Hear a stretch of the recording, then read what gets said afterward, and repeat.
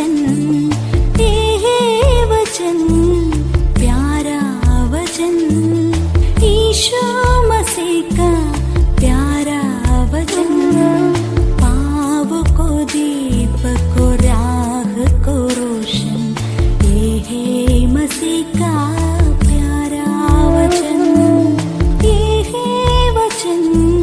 परमेश्वर के धन्य नाम की महिमा हो। प्रभात मनन के सत्र 2059 में आप सभी का बहुत ही विनम्रता के साथ स्वागत करता हूं। आइए आज के मनन के लिए हम पढ़ते हैं इब्रानी अध्याय 11 पद 4। विश्वास ही से हाबिल ने कैन से उत्तम बलिदान परमेश्वर के लिए चढ़ाया और उसी के द्वारा उसके धर्मी होने की गवाही भी दी गई, क्योंकि परमेश्वर ने उसकी भेंटों के विषय में गवाही दी और उसी के द्वारा वह मरने पर भी अब तक बातें करता है। हम कल देखे थे कि परमेश्वर ने कैन की भेंट का क्यों तिरस्कार किया और हाबिल की भेंट पर क्यों प्रसन्न हुआ। उसकी वजह केवल और केवल यह थी कि हाबिल की भेंट परमेश्वर के द्वारा उनके माता पिता को दिखाए गए नमूना के अनुसार की एक भेंट उन्होंने चढ़ाया, जो परमेश्वर के पुत्र प्रभु यीशु मसीह के बलिदान से की गई एक वाचा थी। वचन संहिता 50 की 5 भी पढ़िएगा। बाइबल हमें ऐसी कोई सूचना नहीं देती है कि हाबिल एक व्यक्ति के रूप में कैन से उत्तम व्यक्ति था। बाइबल हमें केवल यही सूचना देती है कि परमेश्वर के प्रति दोनों के नजरिए में अंतर था। परमेश्वर की आराधना करने के संबंध में हाबिल अपनी कोई समझ या विवेक का इस्तेमाल नहीं करके परमेश्वर के द्वारा अपने माँ बाप के सामने रखी गई विधि व्यवस्था का पालन किया, अर्थात वह इस मामले में स्वयं पर भरोसा नहीं किया, परंतु कैन ने परमेश्वर की आराधना के संबंध में जो व्यवहार दिखाया वह उसके हठीलापन और स्वयं पर भरोसा करने का स्वभाव को दर्शाता है। अपनी योग्यताओं पर भरोसा न करके यीशु मसीह के द्वारा बहाया गया पवित्र लहू पर शरणागत कोई भी पापी को यीशु मसीह के द्वारा बेशर्त धर्मी का दर्जा प्राप्त हो जाता है। ये काम आज हम पीछे की ओर अथवा कलवरी की ओर देखकर परमेश्वर के द्वारा पूर्ण किया गया उद्धार के कार्य पर विश्वास करते हुए करते हैं और धर्मी ठहराए जाते हैं। रोमी अध्याय 4 की 24 और 25, 5 की 1 आदि पढ़िएगा। परंतु हाबिल और पुराने नियम के काल के जितने भी भक्त हैं जो बलिदान चढ़ा के परमेश्वर से वाचा बांधी है, वे पीछे की ओर नहीं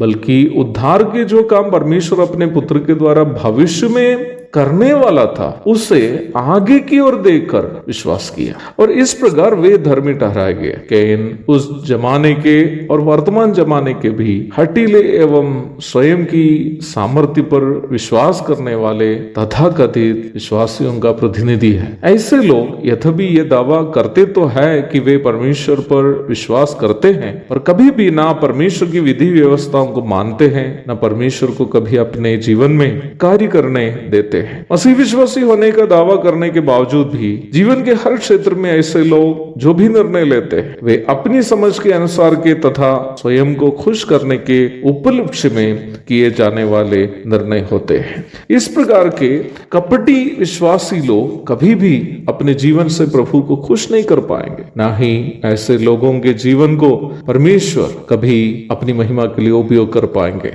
प्यारो, अवश्य हमें ये बात याद रखनी है कि हमारे जीवन की सफलता हमेशा परमेश्वर और परमेश्वर से संबंधित बातों के प्रति हमारी मानसिकता पर निर्भर रहती है। जब हम अपने जीवन को अर्थात हमारे समय, हमारी सेहत, हमारा धन, हमारी पदवी तथा अन्य क्षमताएं परमेश्वर की महिमा के उपलक्ष्य में उपयोग करते हैं, जीवन सार्थक हो जाता है। वही हम अपने समय, सेहत, धन, पदवी एवं अन्य क्षमताओं को अपने ही लाभ के लिए इस्तेमाल करते हैं, जीवन निरर्थक अथवा अर्थ शून्य हो जाता है। When we use our resources like our time, health, wealth, possession and other abilities in an aim to glorify God, our lives become meaningful. But when we use our time, health, wealth, possession and other abilities and resources for promoting ourselves, our lives become meaningless.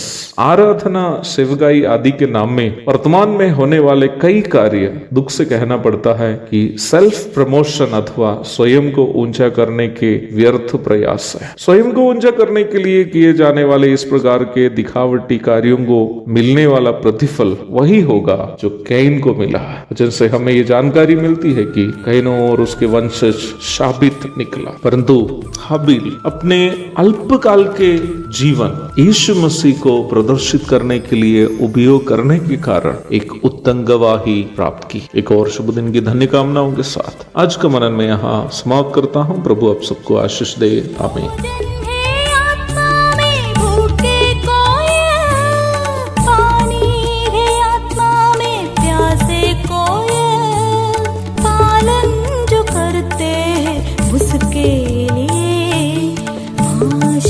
पाने का साधन है ये है वचन, प्यारा वचन, यीशु मसीह का प्यारा वचन।